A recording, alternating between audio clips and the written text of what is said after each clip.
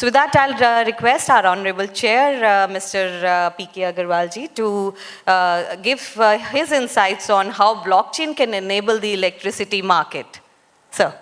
Within context, just I want to set the context how this blockchain can be used for energy market, electricity market, and how what we are doing, and what are the parameters, what are the regions, what are the regions which forcing us to use new technologies. It may be AI, ML, or blockchain. So our context, this is blockchain. And one more, the theme of session is disrupting technology. But in my view, technology are always enabler. It is disrupting only to persons, only to companies who are not changing. If we are adopting technology, early adopting is always enabling to us. So with this, so why this technology required for energy market or for electricity market or for utilities? Because they're changing landscape, like increasing distributed energy resources, which are moving to the nearer to the load, nearer to the edge. In conventional energy, conventional grid, you have centralized generation, but in the new grid, this all will move to nearer to the load.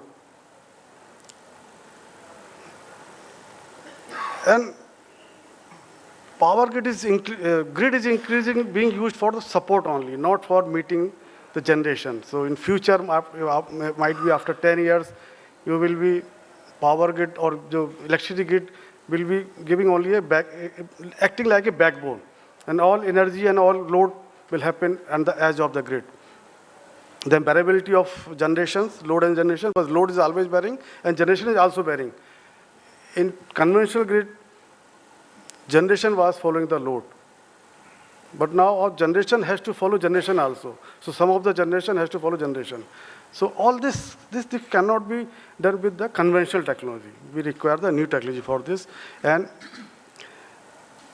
one exciting thing is inverter-based resources.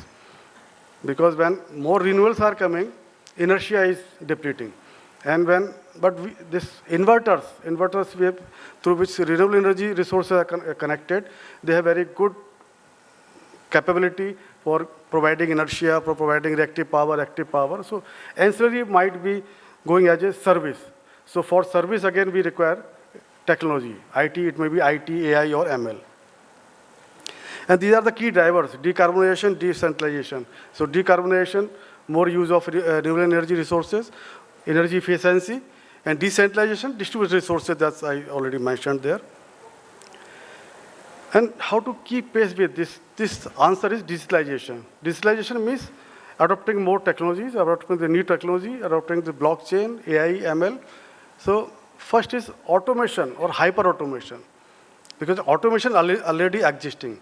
But now we have to do second-level automation. So automation of automated process. AI to improve action awareness. So in the context of grid operator, now grid is becoming so much complex that it is becoming difficult to comprehend all the data and comprehend all the, like at National Control Center, is 368 gigawatt grid and many very high capacity lines. Is very difficult for operator to comprehend data and to take the action. So AI can provide the suggested actions. So that action awareness can be brought with AI, and we can call it digital assistant. AI ML for coping complex system, IoT smart device because they are becoming self-aware, self-use. So like in our house, fridge, washing machine, they are becoming smart. So they can adjust their consumption as per the cost of grid, cost of electricity. And then blockchain. Blockchain is very, very useful in harnessing the granularity of distributed energy systems. Because small rooftop, 10 kilowatt rooftop, they don't have market access. And the blockchain is the technology which can provide the market access to them. Otherwise, market is centralized market. And accessing market is very costly for 10 kilowatt prosumers.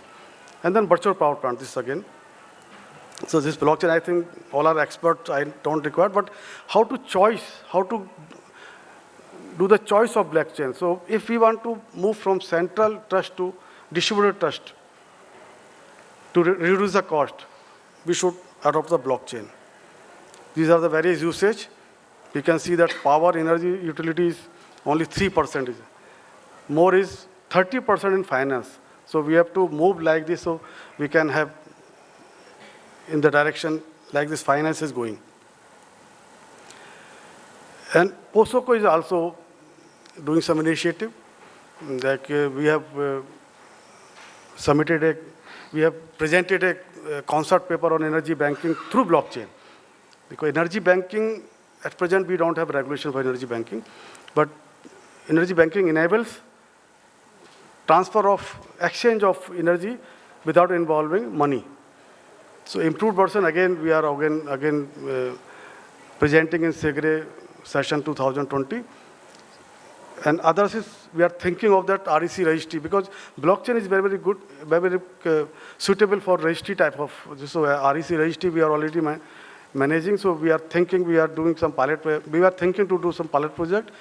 National Open Registry, which is being implemented now, and then we will try to use pilot project, move the NOR on the blockchain. And we are also member of C530. C5 is electricity market and electricity market for SEGRE, and C530 is the working group on blockchain in electricity market.